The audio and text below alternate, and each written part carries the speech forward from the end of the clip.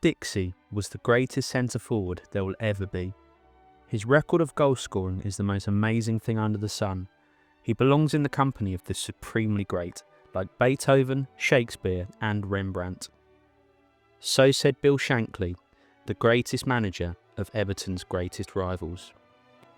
A century after he walked the field, Dixie's records remain. Greaves, Lineker, Shearer, Haaland, none even come close.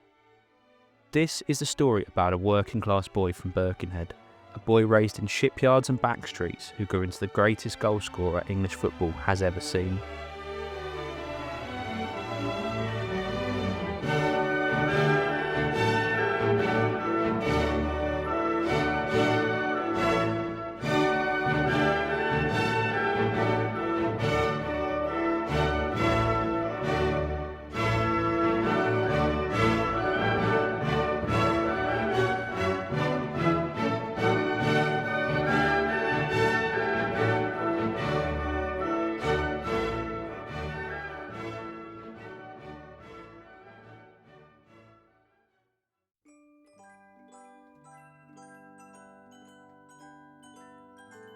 William Ralph Dean was born in January 1907 in Birkenhead, just outside Liverpool.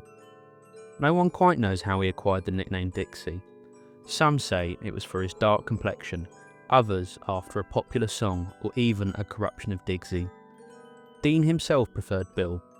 Unfortunately for Bill, Dixie stuck. His childhood was defined by the First World War. Britain had lost nearly 1 million men, and communities like Birkenhead bore deep scars. Not even children could avoid the war, with young Dixie even delivering milk to local families as part of the war effort. The shipyards and railways provided work, but it was dangerous and often poorly paid. Families lived cheek by jowl in terraced houses. Food was scarce, and children often left school early to earn a wage. Football offered both an escape and a source of identity. Boys played with makeshift balls in cobbled streets, and on Saturdays, crowds gathered in their thousands to watch local heroes in baggy shirts and heavy boots. Dean's father, an Everton supporter, took him to Goodison Park during the 1914-15 season, the last before the war stopped football in England. There, young Bill saw the team that would be crowned champions that season. It was the start of an association that would define both Dean's life and Everton's history.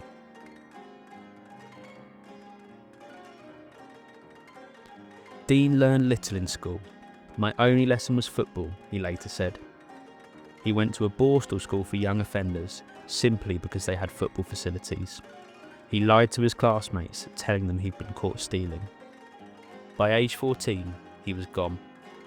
He started working as an apprentice at the Wirral Railway, working the night shifts no one else wanted because it allowed him to play football during the day.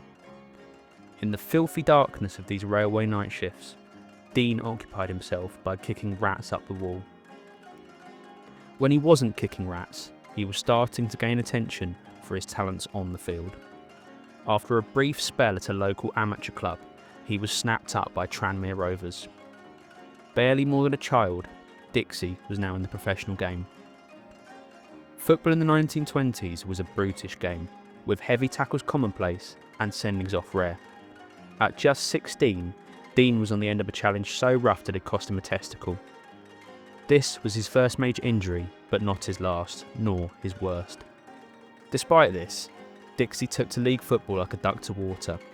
In his first full season as a pro, at age just 17, he scored 27 in 27.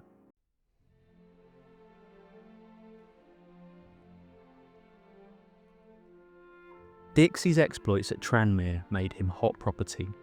He had a host of clubs, like Arsenal and Newcastle, vying for his signature. But for the young boy who'd stood in the stands at Goodison Park, there was only ever one choice. When Everton's secretary, Thomas McIntosh, arranged to meet Dixie to discuss a transfer at the Woodside Hotel, Dean was so excited that he ran the 3-mile distance from his home to meet him. At age 18, Dean was now in the royal blue of his idols.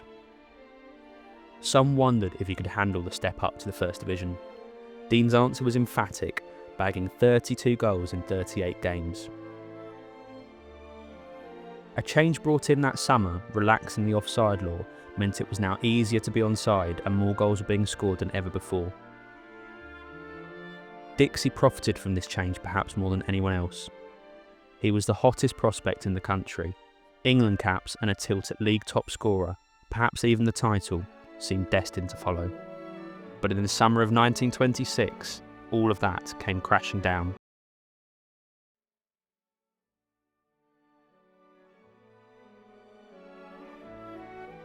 In the summer off-season, Dean was enjoying a well-earned rest in the Welsh countryside. One day, while riding a motorbike with his girlfriend, they were involved in a head-on collision with another motorbike.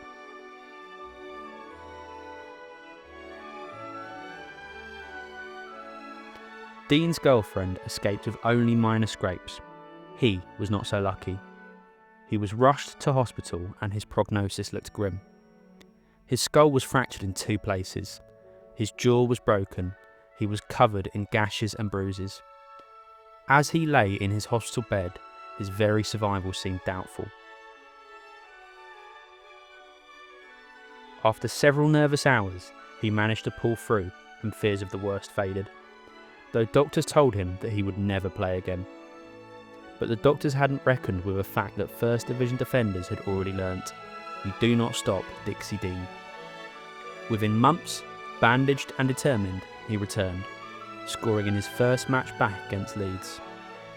The part of his body most damaged, his head, became his greatest weapon. Fans joked that the metal plate left in his head after surgery had given his headers more venom.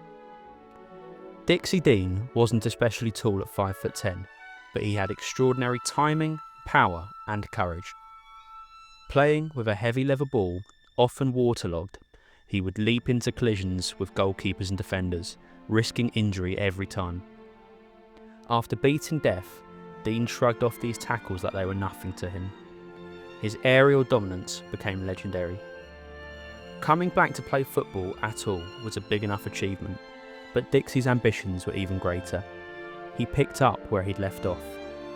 As Everton's best player, finishing the 1926-27 season with 21 goals in 27 games. His goals were crucial, helping Everton finish just 1 place above the relegation zone.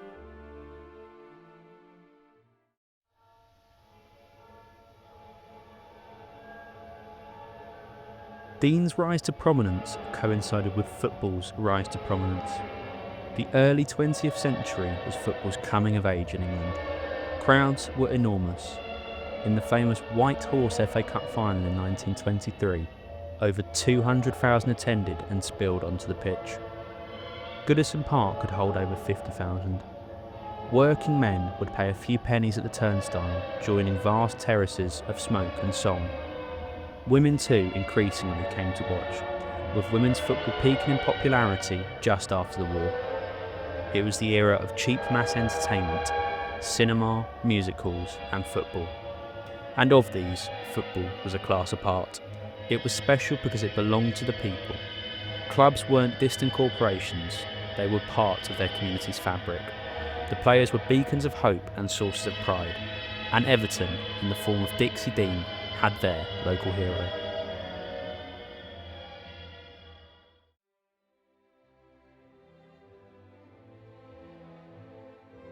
Dean made his international debut just before his 20th birthday, scoring twice against Wales. 2 months later, he repeated the feat against the Scots. Dean had already shown he was a prolific goalscorer, but in the 1927-28 season, he reached immortality. The season before, George Camsell had scored a record 59 goals for Middlesbrough in the second division. Camsell's tally had the air of a record that would stand the test of time, but it wouldn't even last for a season. Week after week, in a division up from Camsell, Dean scored and scored and scored. He netted in each of his first 9 league games. He struck 3 braces in a row before scoring all 5 in a 5-2 win against Manchester United. After back-to-back hat-tricks against Portsmouth and Leicester, and another one against Aston Villa in December, Dean had scored 34 by New Year's Day. Camsell's record was in his sights.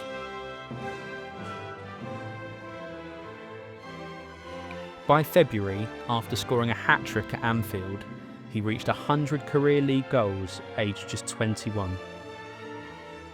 After a sticky patch where he failed to score in 3 consecutive games, he netted in 6 straight games.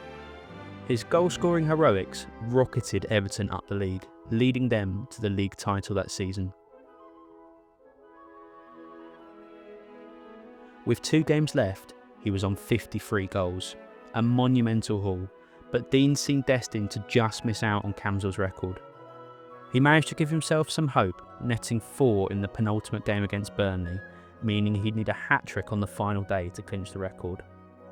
However, in the game against Burnley, Dean had picked up a knock and was in a race against time to be fit for the final day against Arsenal.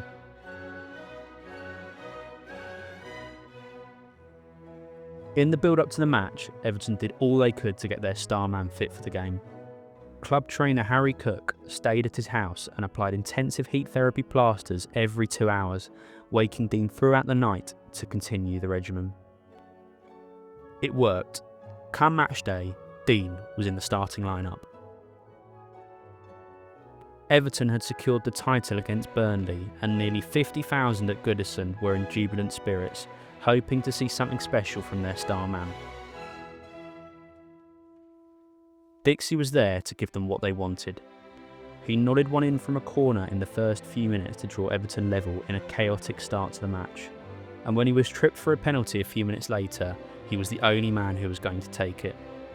He scored, drawing level with Camsell. The jubilant crowd were waiting for the magic moment, but Arsenal seemed set to spoil Everton's celebrations. They equalised and then pulled 3-2 ahead. As the final whistle drew closer, there was tension around Goodison. But in the 82nd minute, Dixie did what he always did, rising above the Arsenal defence to score from a corner, sending Goodison into raptures.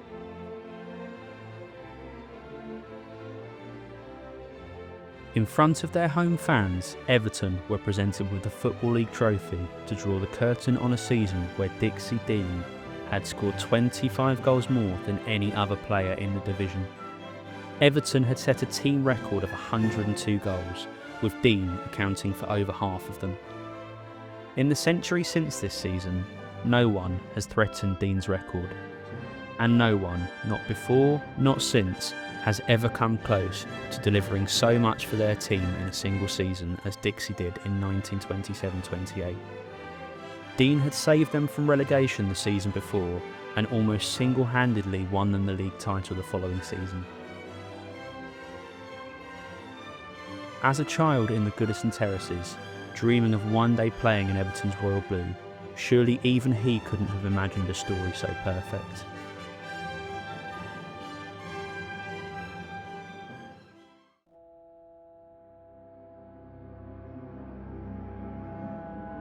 Dean was no one-season wonder, but Everton were proving that they were. He still managed an impressive 26 goals in 29 games the following season, but Everton followed their title win with an 18th place finish, just 3 places above relegation. The following season, despite Dixie bagging another 23 in 25 games, Everton were relegated, finishing dead last just 2 seasons after they'd topped the table. Dean stayed loyal and followed Everton down.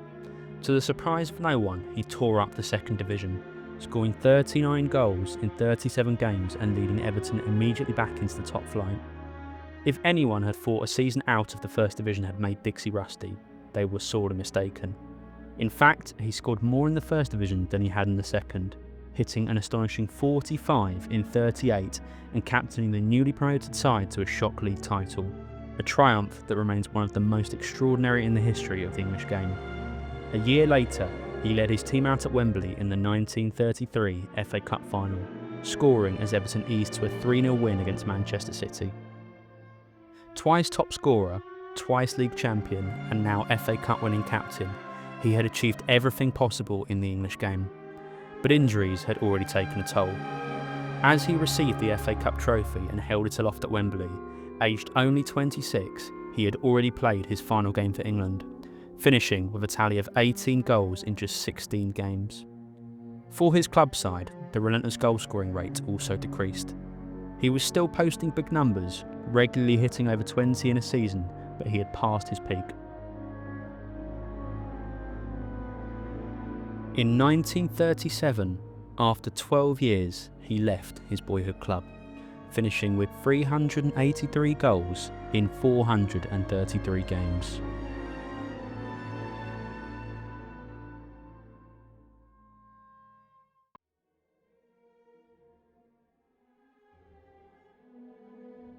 After Everton, he went back to where his professional career had started, in the 3rd Division, this time with Notts County.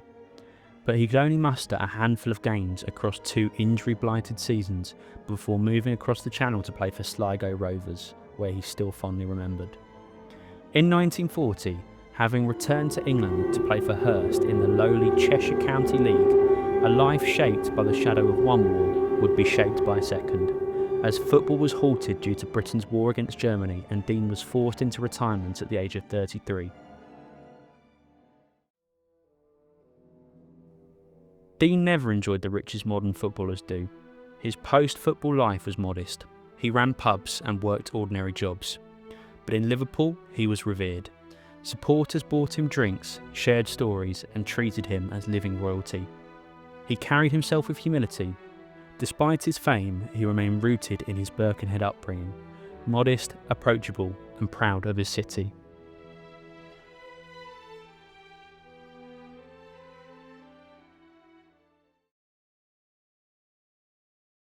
On the 1st of March 1980, Dean attended Goodison Park to watch Everton face Liverpool. He never left. He suffered a fatal heart attack during the game, passing away in the ground where he'd made history. Everton's greatest ever player left this world with the roar of a Merseyside derby in his ears.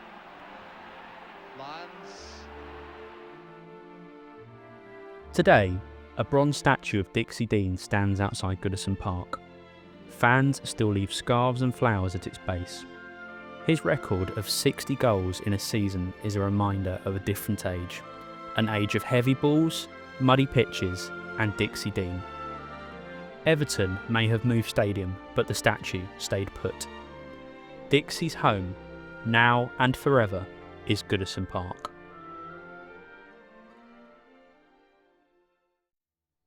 Thank you for watching. Please like and subscribe so that I can carry on making these videos. Who would you like me to cover next? Leave your suggestions in the comments down below. Goodbye for now, and see you next time on Golden Goal.